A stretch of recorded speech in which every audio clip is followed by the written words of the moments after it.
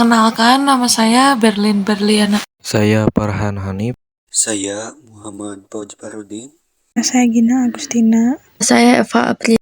Saya Sri Mulyani.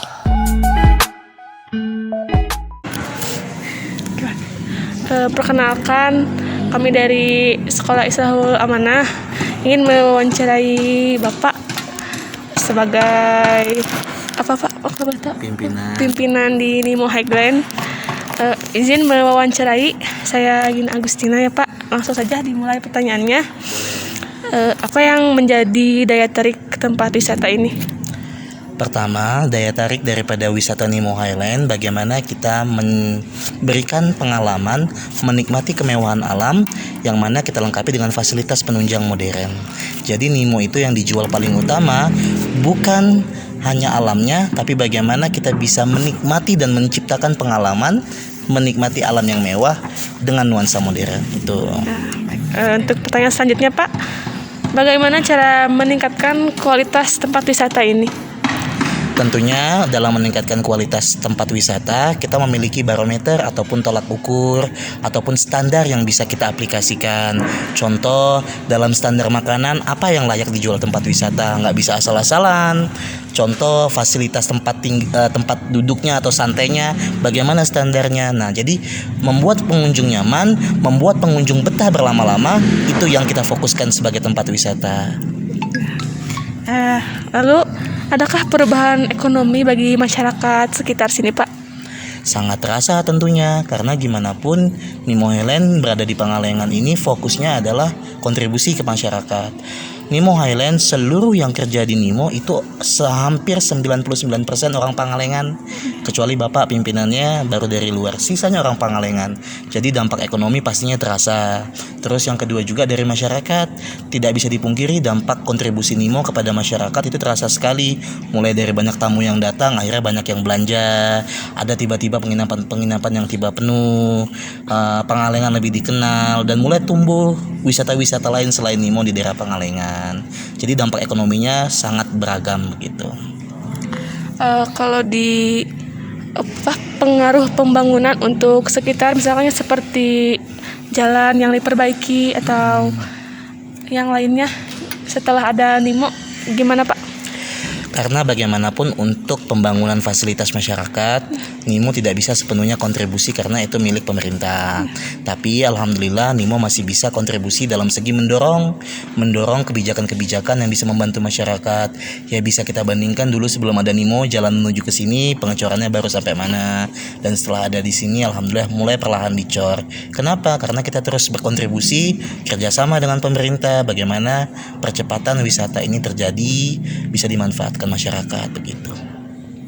Untuk kedepannya Pak, menurut Bapak, apakah Nimo ini akan ada lagi perubahan-perubahan atau penambahan untuk kedepannya?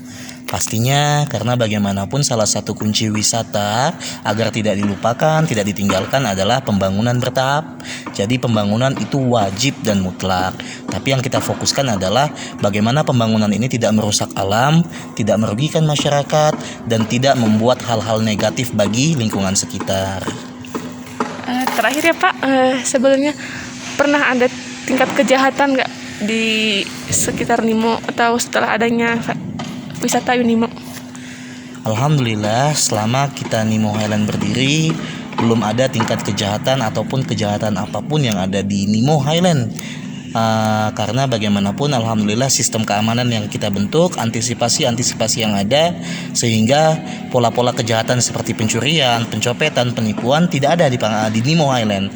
Tetapi tidak bisa kita pungkiri kalau di luar Nimo Highland sendiri pasti ada di daerah sekitar, tapi sedikit banyaknya tidak terkait dengan Nimo Highland. Jadi untuk di Nimo Highland insya Allah clear.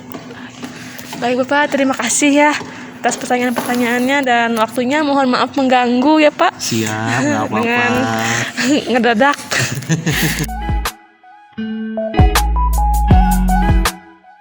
Bagaimana tanggapan tentang wisata Nimo Highland ini?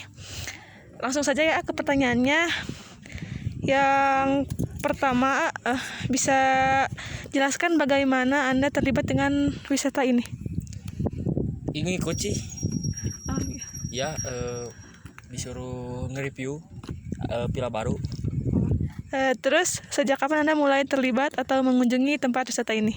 Sekarang ya. Bagaimana perubahan yang Anda lihat terjadi di tempat wisata ini sejak pertama kali Anda terlibat atau berkunjung? Baru pertama kali sih sini mah. Sangat nggak tahu. Terus adakah dampak positif dari perkembangan tempat wisata ini bagi Anda atau komunitas sekitar? Paling buat warga sekitar. Ya, jadi rame di sini, ya. Terus apa dampak negatif yang Anda rasakan atau amati dari perkembangan tempat wisata ini? Apa ya? Ini paling teh di itu ya, dibongkar dikit. Iya, Teh kebun teh. kebun teh. Ya, Terus udah sih.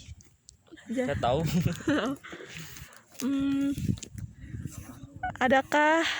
Apakah Anda memiliki cerita atau pengalaman khusus yang ingin dibagikan berkaitan dengan tempat wisata ini?